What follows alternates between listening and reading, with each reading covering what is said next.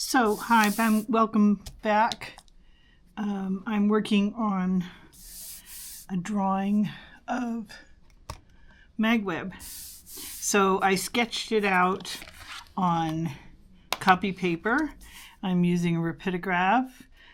These are by Kohinoor, and I'm favoring at the moment a 0.5. And so what I found was that when I'm doing chapter headers, which I've already started doing for the inspectors, and she's the main character in the inspectors, that it helps me to do character studies at the same time, and then I get sort of a stronger understanding of how the character looks. So when I'm drawing the chapter headers, it informs them. So today, or right now, I'm drawing Magweb.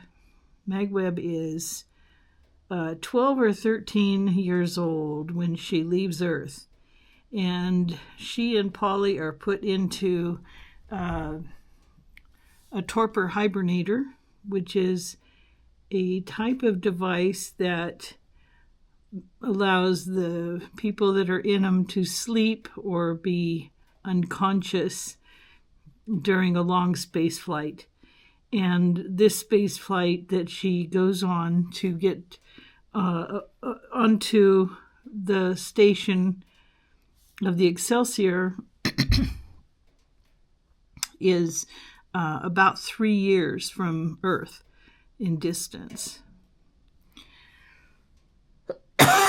So her age gets really slippery. So does Polly. Polly is the 12 to 13-year-old boy that they're best friends. And they get in trouble together. And they're on this journey, this adventure, because they got in trouble. And so they have been recruited into Space Force as cadets, sort of whether they wanted it or not. That's how it happens. And so she's wearing a space cadet uniform. And again, I want to mention, for those of you who are just joining me, that I started back on my drawing or illustration journey in November of 2024. And so I've only been drawing again for a fairly short period of time. And my intention is to illustrate at least some of my novels. Probably not all of them, but the ones that I want to illustrate. And this is one that I clearly want to illustrate. So I'm pretty out of practice, I guess I'd say. So I'm intentionally trying to improve. And my favorite medium really is pen and ink. I like drawing really small, or historically I have. And so it's a little hard for me to draw larger because this is just the medium that I like. So anyway, I'm out of practice. You'll get to see, no doubt, some things that could be better, and that's okay. I am feeling fairly good about what I'm doing. So do I think that sometime in the future I'll be better than I am today? Probably. Does it matter? Not really. I'm sure I'll be drawing one of my other novels at that point, and quite a few of my novels have magic in them, and so they offer opportunities to draw creatures and interesting magical things, which is also fun, and I don't have to conform to anything. These are all my characters, all my imagination.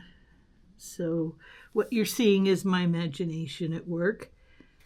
And if you are an artist or a writer or both, I encourage you to do stuff, make stuff, design stuff. Even if you feel like you're not the best you can be, that's okay. You are the best you are today at what you're doing. And if you wait, you may run out of time to do anything. And we don't want that. We want you to be satisfied with your life's work and your enjoyment of your life and providing things that nobody else can do. Nobody else can draw this. Nobody else can design it because it's my imagination. And so for that reason, you get me. And like I said, this is the world. This is my world, one of them. And I'm going to enjoy giving it to you. I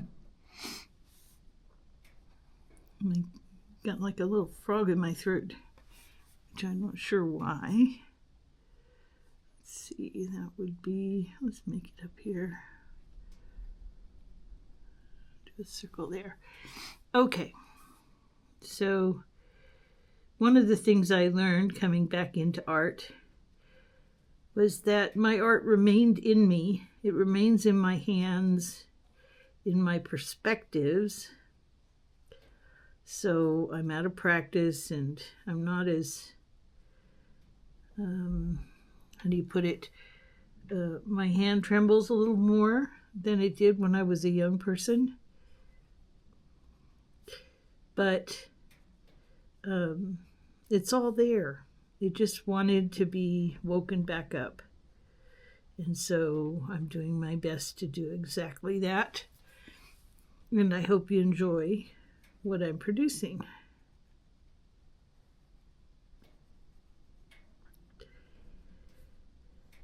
So if you haven't done something for a long time, a lot of years,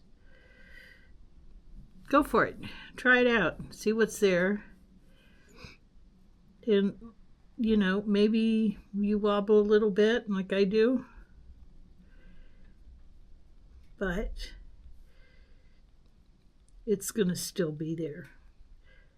Your history, your past, what you did when you were young, which for me, I made a lot of buildings. I drew an awful lot of buildings because I wasn't drawing character studies and things like that back then. And it's okay. The skills are the same. I did do quite a few costume characters for theater at one point. So I have drawn characters, obviously, but those weren't for my stuff.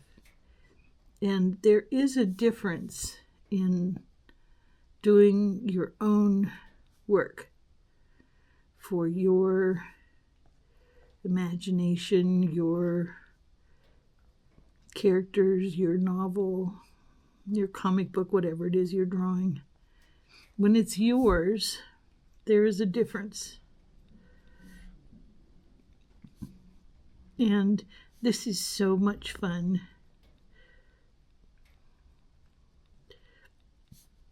Because there aren't any rules. It's just me. The only person I have to satisfy is myself. And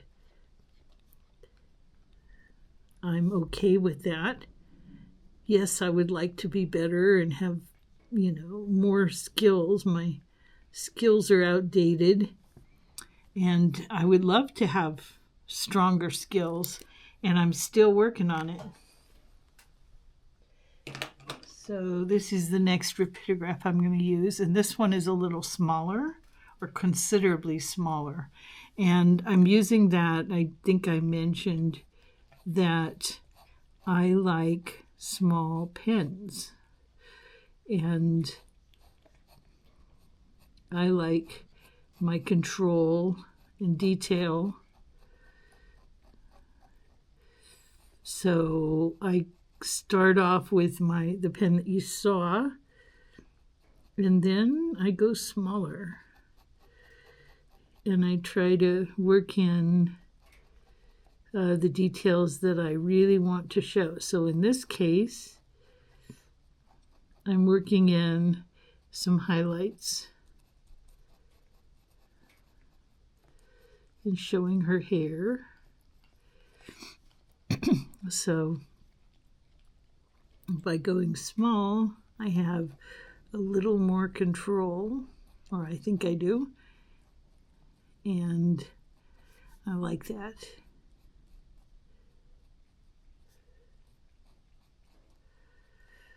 So I have a thing about going small and a thing about control.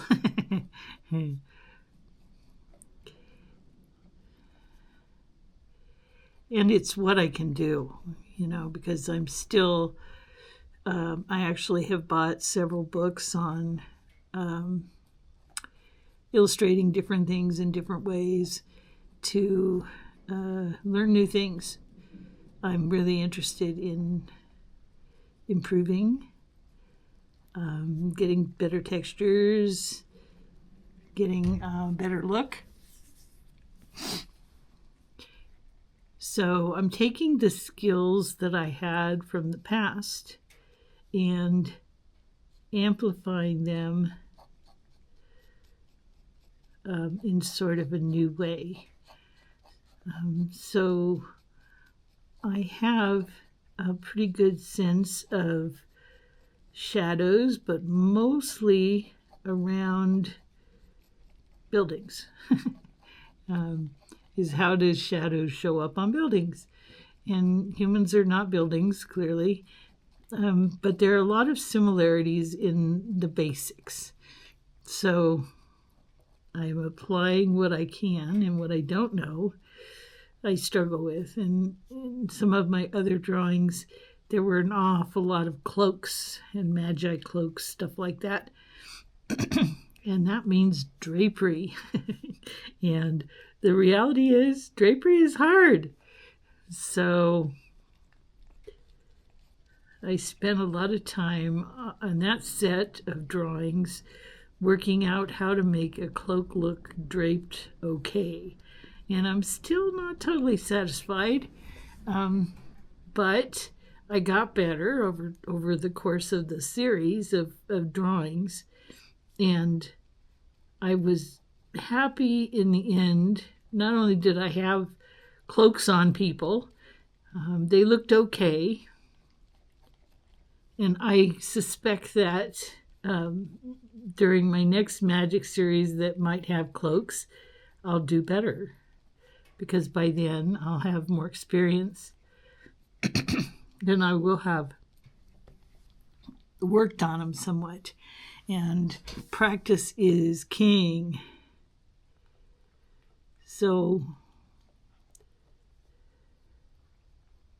if you're just starting out and you know that you're not super good at some part of something, just do more of it. Just work on it. And I bet you will get better as you play around, as you invest time in your art, just like in your writing, you'll get better. And at some point you'll know how to do things, and they'll make you happy doing it. And like I said, the trick is be kind to yourself. You won't be perfect. None of us are.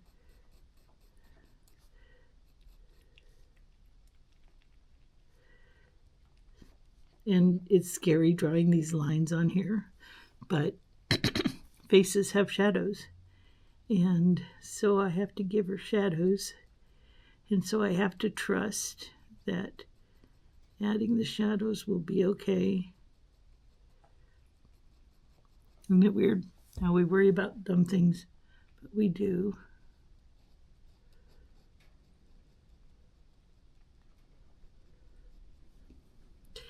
Okay, so I have her basically done. And so now I have to come in and render the fabrics, which are their own problems. And you want to render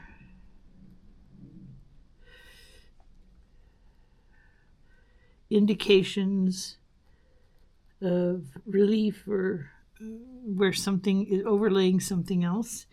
You have to show that. So if you're just learning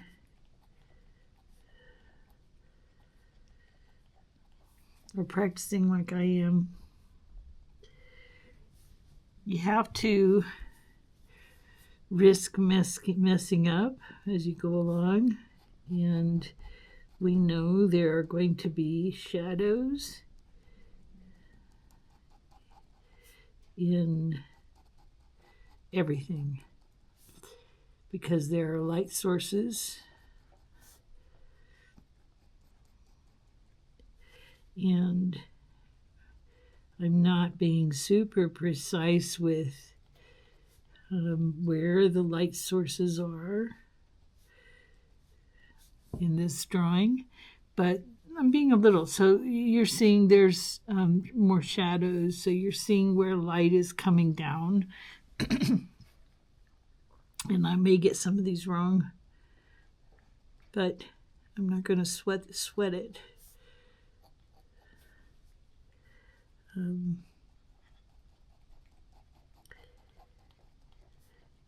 And I've learned that I tend to like to render or draw fairly fast because it tends to produce more natural results, which tend to look better than if I labor over something a long time and it gets overworked, which I don't want that effect.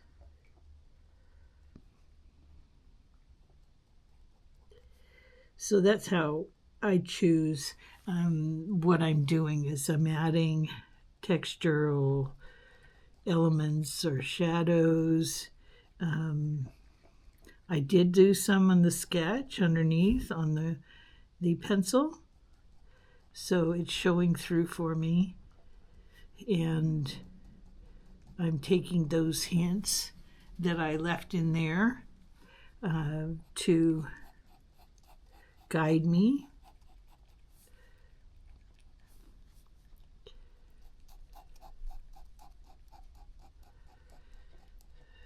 But mostly I'm not worrying about it too much. And, you know, that's part of this, is that I know that I'm starting back again and I'm not, perfect. I'm not, I'm struggling at different things. That doesn't mean I won't go for it. Because by going for it, I learn more about it. I learn more about how it looks. Do I like it? Do I want to do that part more? Or do I want to do it less? And the thing is, this is one sheet of paper. And I really need to emphasize this. This is one sheet of paper. The same thing goes for writing. It's one blank page. And it's actually no big deal if I draw it again. If I decide that I need to do the work over, that's okay, because it's just a sheet of paper. And it's just one attempt, and I may have different thoughts later. And this is okay to be a study. And this is something I didn't do as a younger artist, is that everything was transactional. You know, if you work as a commercial artist, your work is very transactional, and time is money, and et cetera, et cetera. And there's an awful lot of pressure on doing, you know, one-time execution of whatever art you're doing. And there's a lot of pressure that you put on yourself and that other people can put on you. They have deadlines, they have issues. And it's not that it isn't legitimate, because it is. You know, they have, life is out there dictating everybody's life. But it's also important to be able to say to yourself, I could screw this up. It's all right. You know, it's all right. I'll be okay. I'm going to survive that. And maybe my next version will be a better version. And so if you take yourself off the hook, a lot of times you don't need to do a second version. Your first version turns out to be okay.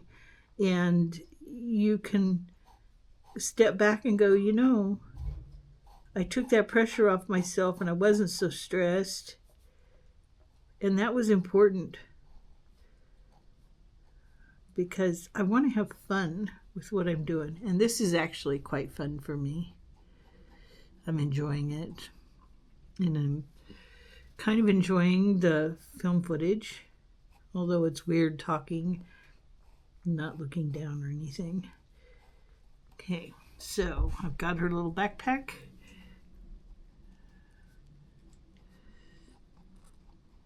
And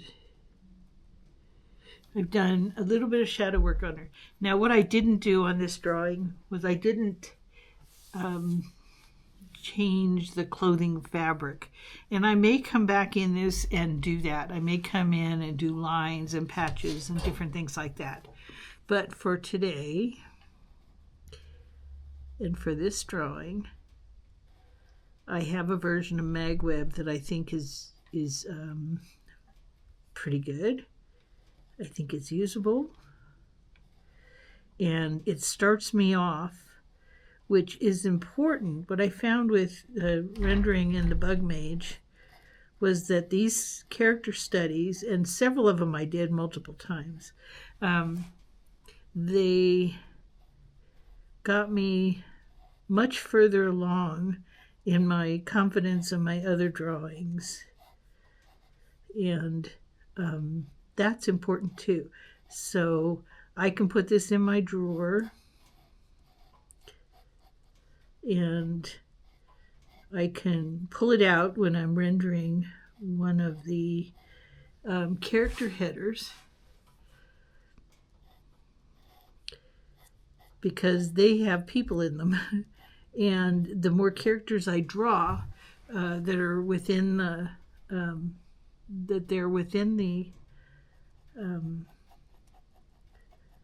the novel, the better I get at interpreting their character on paper. It's a practice issue. So you're watching me practice. And like I said, I may come back and texturize the fabric a bit more.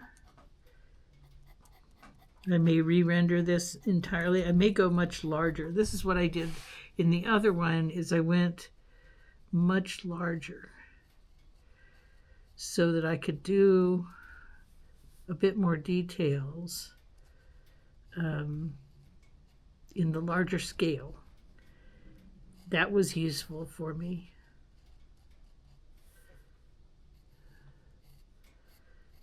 So you may see me come back to this and do it again. And this is just a quickie for you today, or tomorrow when it loads.